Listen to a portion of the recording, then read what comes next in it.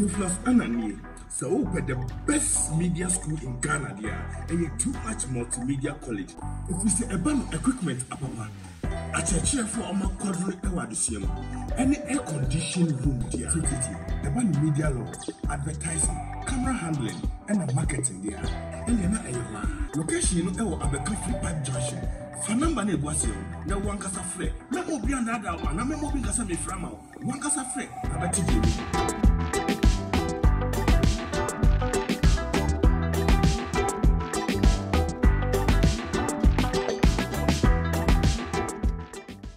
for me mama akwaba shonko edeba too much GHS so muniaba nana ama usua ena enede mede eye breaking news ayensa aka eba besumo na ebusua for yenya ntie se Honorable Kennedy Agyapong awoye Ascent Central Member of Parliament na de ya ewo ensema wodo a aba bonte afa no ho eye na pomuden wonsem a tese ebusua for bimu ese nya stroke ebimu ekeka ya winya agina to ane te se ne ho fa emfa no ho ne te se emu ebi a womo ebo se efa ho na ne niam no ne de ni ntenya ene se asofo kuku dam Ghana fo asofo womo ewo abochiman mu ebi akopie mu ewo ni fie ewo abochiman mu so mo ko check up on him ne bi mu so womo abom paye asre ayaresa atom edifi nyankopon ho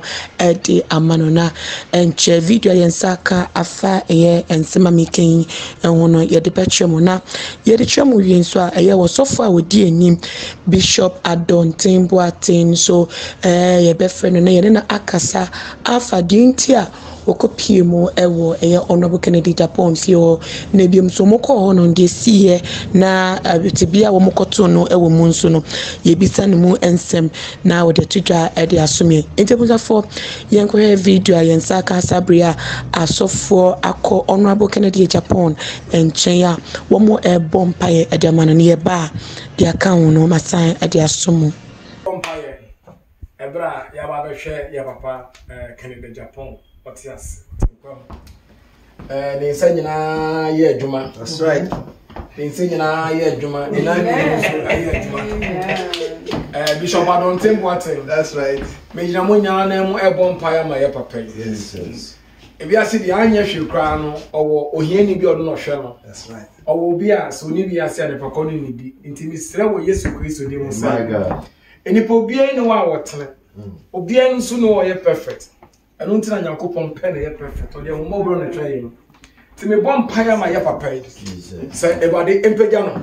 Amen. About the ancient day. Jesus. About the man I'm modern Cassia. Jesus. Yaria na time for day and one can and yet more so. Jesus. Yaria any baby or manua can and yet more so. About the Bible saying was signing to Conny be a papa. Conny be a paya or so many years moja papa. Jesus. Conny be a paya or so many years moja junigu. Amen. Kennedy Agyapong obenya kwada. Amen. Obetna sida. Amen. Obedu nkwane nyina amen. Amen. Na wonti enkofo ene beji obi ase. Wonti enkofo ene beji so mbetena bi ase. Ghana be ye ebefri onyansa so. Yes. Ghana be koso ebefri wonsa so. Ya bompa ye se bade nhyiraw. Amen. E bade nhyiraw. No nhyira Ghana man. Yes. On nhyira Ghana penifo. O me nyina anya baako. Baako si ye boa Ghana man. O man se ye ya. Ye nyina ye man no. Ye da mwase. Na me da mwase mo amusumo fia. Se bade nhwa mo so. E bade ma bone nto yen.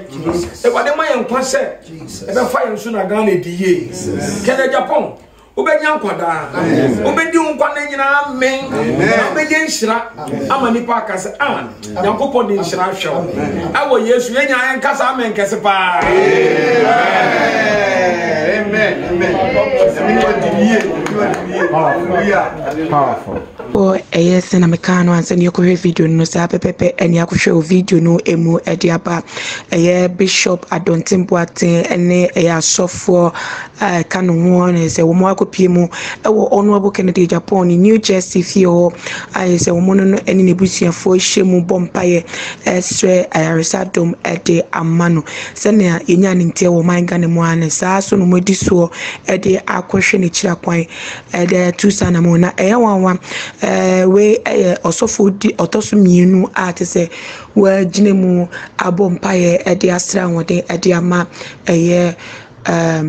honorable member of parliament honorable Kennedy Agyapong na the otoso the dikan oyesa any prophet kum chacha ono so etna fige kese so bompaye de mano after a year Gloria Kani post no better abontin efa nsema wodo amanfa wodo asofa wodo so bia beka fa the likes of prophet Najugezi so reactions omode ababontin afa honorable Kennedy Agyapong alleged sickness ye at say what means na ebimu omini genesis ebimu so enya tema ede amana wo mu ejine mu abompa yasre adom ede amana na ni mu no so far odi enim Bishop Adonteng yensa ka no ewo ahoma no eso na beni ni bedi nkoma afa diote ana die krenti enwoko honorable Kennedy Agyapong ni si onti ebina for to majate dem munim se mode ya na mode asem ye pe right hand information na it media somo na mu de ekoso ewo ye mayimu eni yesa fenania enti yenti ye Bishop Adonteng wakwa bashonko de batuma GH na yenti na wokopie mu ewo honorable Kennedy Agyapong na esi ho ana woko krampo no na ese na pomudin sem na same na movie in the same empire no ede na mugina so ede empire esrema na ensembe na muchato ede asum Ghana fo nanama Bishop Adonteng Boatini wasema obisame won mednya ntie bebre won from mu se honorable Kennedy Agyapong wenya stroke ebiso obubu egu ebiso yareda ho ebiso da ho wu na sebio ye Ghana for America hanso nyame aye mpeni wa ha enti etin nsem no sana kyese se oye Ghana peni that's why the obi abeka no the obi abeka fa no ho bia no oye ye man ni peni enti sa asem se na abetu na kyese wo se totom ne yakobɔ mpa ye ma no nyame adom ye kɔye ye kɔ ndi wa manfo kan ya na ntisa yare de ye nyina na mo no ye yare adoma na Nyankopɔn ne hwe nyina na yare nya ade obepa ma watamfo da enti nyame adom ye kɔye ye kɔhia na ni giem ewo ne fie ema ye bɔ mpa ye ma no nyame adom okeka no kama oye okay pa mede nyame ase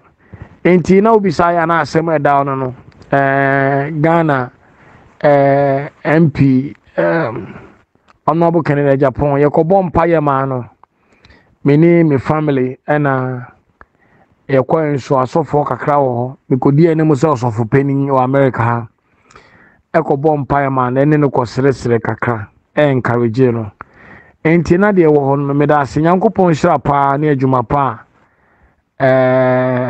too much Moya wa Ghana. God bless you and bless you and bless you. That's why. Thank you. The best year bonfire. Ebra, ya baba share ya papa Kennedy Agyapong. What's yes? They say na ye juma. That's right. They say na ye juma. Bishop Adonteng Boateng. That's right. Me jina mo nya na mo e bonfire ma ye papa. Yes. If you see the anya shukra no owo ohiani bi odo no hwe no. That's right. Owo bi a so ni bi ase ade pakọ ni di ntimi sere wo Yesu Kristo di mo sa. My God. Enipo bi ni wa wotene. Obi nso no ye perfect. Eno ntina Nyankopon pe na ye perfect. O de mo mo bro na twa ye. Ti me bom paya ma ye papa yi. Say ebade empeja no. Amen. Ebade enhye ne den. Jesus. Ebade mana hoden kese. Jesus. Yare anatamfo bi anu aka no enye adwuma wo so. Jesus. Yare a enipa bi o manu aka no enye adwuma wo so. Ewade Bible say wo sane nto konue bi abe papa. Konue bi a ye peja wo so me de Yesu moja papa. Jesus. Konue bi a ye peja wo so me de Yesu moja dwinigu. Amen. Kennedy Agyapong obenya nkwada. Amen. Obetena sida. Amen. Obedu nkwa ne nyina amen. Amen. Na wonti enkofo ene beji obi ase. Wonti enkofo ene beji so mbetena bi ase. Ghana be ye ebefiri onyansa so. Yes. Ghana be koso e be free won saso. Ya bompa ye se ba den shraw. Amen. E ba den shraw. No sha Ghana man. Yes. On sha Ghana penifo. O me nyina anya ba ko. Ba ko si ye bo Ghana man. O man se ye ya. Ye nyina ye man no. Ye da mase. Na me da mase mo amuso mo fia. Se ba den hwa mo so. E ba den ma bone to ye. E ba den ma ye nkwa se. E be fa ye nso na Ghana di ye. Kene Agyapong. Ubenya nkwada ubedi nkwa na nyina amen ubenya nshira ama nipa akase Nyankopɔ de nshira hwɛ awo Yesu yenya ayen kasa amen kese pa amen amen powerful.